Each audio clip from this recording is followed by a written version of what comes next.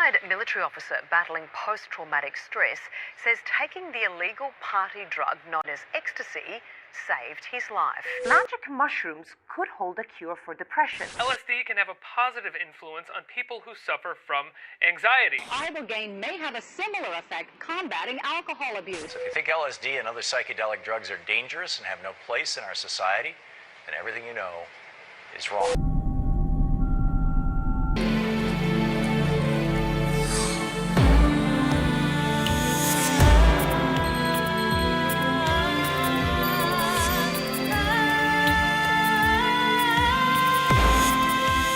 Psicodélico é um termo que foi cunhado nos anos 50 por um psiquiatra britânico, Humphrey Osmond, do grego psique e delos. Psique é a mente, né, ou espírito ou alma, e delos é manifestador, ou manifestar.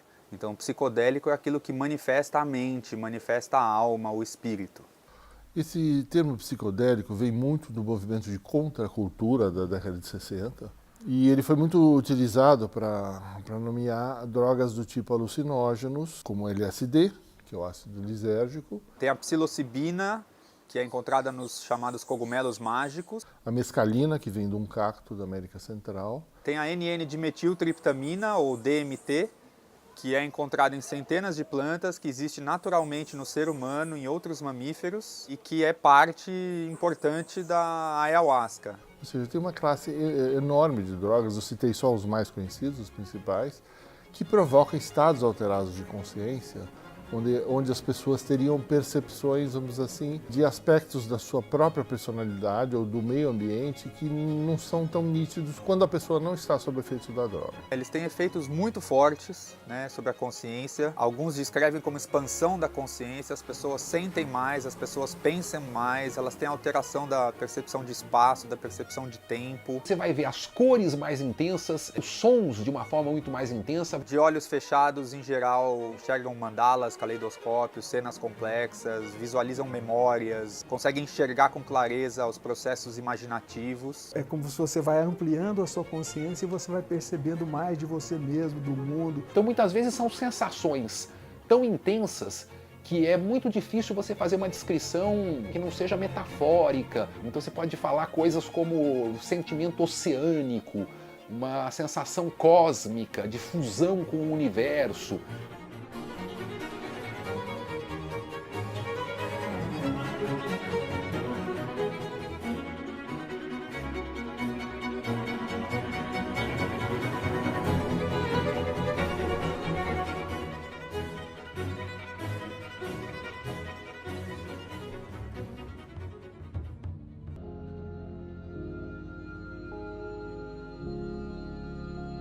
Você vai desenvolvendo o seu lado ecológico, o seu lado humanitário, o seu lado ético, o seu lado místico. Elas são substâncias que permitem um grau de reflexão interior que é ligado às mais importantes tradições filosóficas e mesmo religiosas da humanidade. O acesso a uma experiência de intensidade provocada por esses fármacos é uma espécie de patrimônio cultural da humanidade que foi útil na constituição de tradições religiosas, que foi útil na constituição de tradições de atender, enfim, pessoas que estão com problemas, desde a origem xamânica até o uso psicoterapêutico, e isso foi bloqueado. Então é como você violar, digamos assim, a liberdade filosófica, a liberdade religiosa e a própria liberdade cognitiva, porque são instrumentos de investigação da alma humana, digamos assim, que ficaram obliterados. O medo com os psicodélicos, ele não é um medo só por causa da proibição. Ele é um medo mesmo existencial, é um medo de si mesmo. É um medo de se conhecer numa perspectiva mais profunda e mais ampla.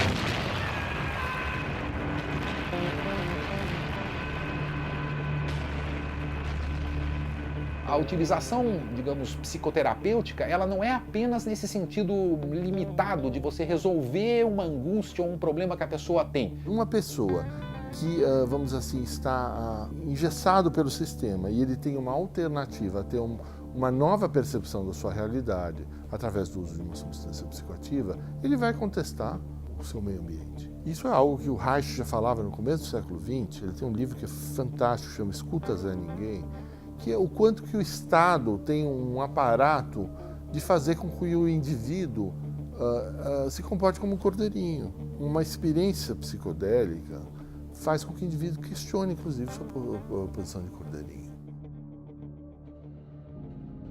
Foi testado em várias condições, né, vários tipos de transtorno, de tipos de pacientes, de autismo a depressão. Os anos 50 foi considerado a era dourada da psiquiatria por causa dos estudos psicodélicos. Tem um estudo recente com psilocibina, né, para depressão grave, com resultados positivos. Pacientes severamente incapacitados pelo processo depressivo, que não conseguem sair de casa, não conseguem conviver, com certa tendência suicida.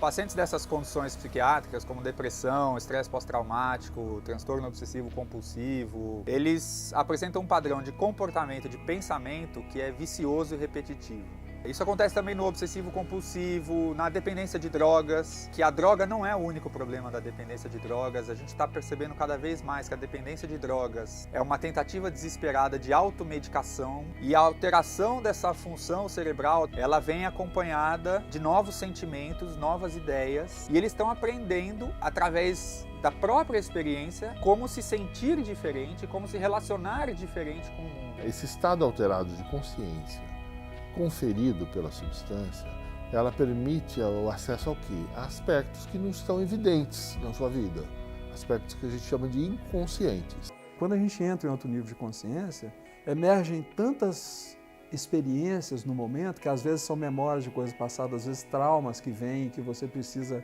reviver, mas num ambiente seguro, apoiador, para você, vamos dizer, sair desse trauma. 83% das pessoas se curaram. E tem 4 anos que as pessoas passaram por isso e estão aí bem. Então é como se tivesse uma vida nova. Então você olha e fala assim, uau, a vida mudou, é outra vida. É tudo diferente, é tudo novo. Né? Por que as pessoas não podem passar por isso? Como nada curava a depressão, depois de anos com um câncer no rim, o aposentado se ofereceu como voluntário numa pesquisa da Universidade Johns Hopkins, uma das mais respeitadas dos Estados Unidos. E teve pela primeira vez na vida uma experiência alucinante. No laboratório recebeu uma cápsula com psilocibina, a mesma substância dos cogumelos, só que na forma sintética. Deitado com uma venda nos olhos, passou 6 horas ouvindo música clássica. Foi uma viagem completamente segura. No começo é muito assustador, porque todas as imagens e representações da realidade são de certa forma desligadas. Elas começam a se dissolver, diz o psicólogo aposentado. Cenas multicoloridas e formas completamente estranhas. Os relatos de usuários de alucinógenos, a doideira de uma certa música dos Beatles, não foi exatamente assim na experiência científica. E eu não me sentia drogado. Lembrei agora do sentimento que tive enquanto estava sob o efeito da substância. Minha filha e todos os meus velhos amigos. Depois disso, o aposentado parou de ter medo da morte e resolveu um enorme problema. Eu era muito inacessível para minha filha. E quando eu estava sob os efeitos da psilocibina, me dei conta de que o que ela precisava de mim não era orientação. Era meu amor e minha compreensão. Minha vida começou a mudar naquele momento, mas o efeito continua, vai sendo reforçado. A maneira como o cérebro processa as coisas fica diferente. E esses indivíduos, como espectadores da sua própria vida, eles passam a ter uma concepção, uma percepção diferente do que foi sua vida. Eles percebem por que eles fizeram certas coisas, por que eles deixaram de fazer outras coisas.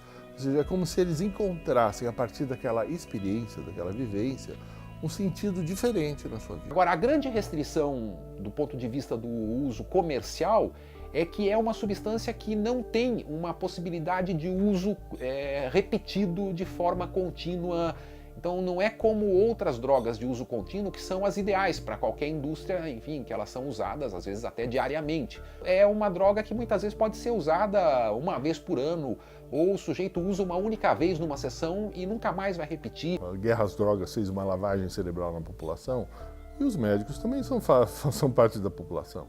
Então eu diria que grande parte dos médicos também estão cerebralmente lavados. Entre os próprios cientistas e psiquiatras existe muita desinformação. A maioria dos psiquiatras formados dos anos 80 para cá, eles tiveram muito pouca informação sobre os psicodélicos, informação super enviesada, a gente consegue encontrar vários equívocos em livros acadêmicos e é muito difícil você reverter esse processo dentro de um grupo de especialistas, você abrir um canal de comunicação e dizer, olha, nós todos fomos ludibriados, de certa maneira, sobre essas substâncias. Quando não se fala do assunto, as pessoas, em primeiro lugar, são ignorantes, tem a desinformação do que se trata aquele fármaco. Mas é para isso que existe ciência, existe rigor metodológico nas pesquisas conduzidas, e é a partir desse rigor que a gente consegue comprovar tanto a existência de um risco muito baixo no uso dessas substâncias, quanto o potencial terapêutico de ajudar muita gente. Os riscos associados ao uso de psicodélicos são, sobretudo,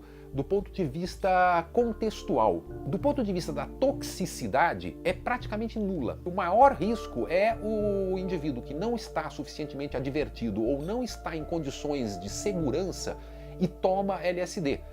Os psicodélicos, se usados em condições absolutamente inseguras, podem causar estados de transtorno que podem levar até, enfim, a um quadro paranoico. Mas isso é muito mais derivado do contexto do uso do que da substância em si. Por isso que, geralmente, quando a gente trabalha com outros níveis de consciência, a gente cria o que o Grof chama de 7 settings seguros, que é o ambiente adequado, não só o ambiente físico, mas o contexto que vai ser desenvolvido o trabalho, com pessoas especializadas para cuidar. Não é nada estranho hoje, ao contrário, o uso de drogas no âmbito do tratamento psicológico, psicoterapêutico. A psiquiatria, nesse momento, ela está passando por uma crise gravíssima. Nos últimos 5 anos, o investimento da indústria farmacêutica em novos tratamentos psiquiátricos foi reduzido em 70%. Basicamente, desde o Prozac, final dos anos 80, a psiquiatria não coloca nenhum medicamento novo no mercado no sentido de mecanismo de ação. Poucos remédios psiquiátricos funcionam hoje para mais de 30 ou 40% dos pacientes que tomam, o que não é muito. E os psicodélicos são uma via alternativa que está crescendo. Estão saindo artigos de opinião escritos por líderes da psiquiatria mundial nas revistas mais prestigiosas, dizendo que, de fato, a comunidade científica e acadêmica tem que olhar para esses estudos com psicodélicos, com terapia psicodélica, que mesmo que preliminares, com poucos pacientes, os resultados são muito robustos e muito fortes para serem ignorados. Agora só vencendo muito preconceito para transformar a pesquisa em tratamento. Da maneira que imagino, e estamos décadas distantes disso, haverá centros de tratamento onde as pessoas poderão ser auxiliadas, numa experiência com substâncias como a psilocibina. A experiência que mudou radicalmente e para melhor a vida do psicólogo aposentado Clark Martin faz parte de um dos maiores estudos com alucinógenos já realizados aqui nos Estados Unidos. Depois de mais de 40 anos de proibição, um pequeno grupo de cientistas recebeu autorização para lidar com substâncias que sempre foram vistas com desconfiança. O Dr. Charles Grob é responsável pela pesquisa com psilocibina na Universidade da Califórnia, em Los Angeles. Não temos uma droga milagrosa, ele diz. Temos um modelo de tratamento que pode ser muito efetivo, até mesmo em pacientes que não têm bons resultados com medicamentos convencionais. Foi ainda no século passado que a ciência descobriu a força dos alucinógenos. Acredito muito na evolução da consciência e vejo isso como um passo importante em nosso avanço no uso de substâncias naturais para ajudar na saúde mental das pessoas. O ilustre morador da floresta concorda com outros pesquisadores. Acha que a ciência já perdeu tempo demais ignorando uma substância tão misteriosa quanto promissora.